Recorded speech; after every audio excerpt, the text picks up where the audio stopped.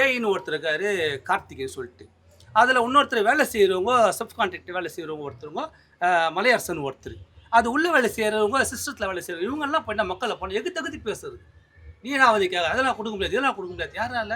ஒரு எம்எல்ஏன்ற ஒரு சப்போர்ட்டை வச்சுக்கிட்டு சாதாரண ஒரு சப் கான்ட்ராக்டில் வேலை செய்கிறவங்களாம் வந்து மக்கள் எதிர்த்து பேசுது. அப்போ மக்களுக்கு மரியாதையே இல்லை, ஒன்றும் இல்லை.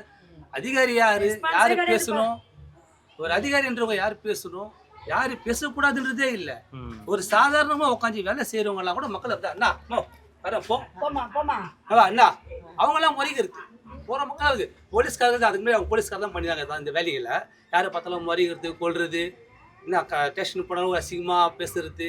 இப்போ அவங்கள இடத்து தான் வந்து பார்த்தீங்கன்னா இப்போ சப் கான்ட்ராக்டில் வேலை செய்கிறவங்க எல்லாமே அவங்க பேச ஆரம்பிச்சிட்டாங்க. இப்போ இந்த ஆட்சி மாற்றம்ன்றது உங்களுக்கு எந்த அளவுக்கு? ஆட்சி மாற்றம் வந்து இவங்க எல்லாரும் ரொம்ப சந்தோஷம், ரொம்ப ஹாப்பி. இதுக்கப்புறம் விஜய் நான் வந்து நல்லா பண்ணுவாருன்றதுக்காக தான் மக்கள் எல்லாமே தேர்ந்தெடுத்தோம், ஓட்டு போட்டோம். இந்த பேட்டியை பார்த்துட்டு யார் எங்களை என்ன பண்ணாலும் எங்களுக்கு அதை பத்தி கவலை கிடையாது. நாங்க உயிர் போறது பெத்தியோ ஆனா அது இருக்குது, மனசுக்குள்ள இருக்குது, அந்த ஒரு பயம் இருக்குது எங்களுக்கு.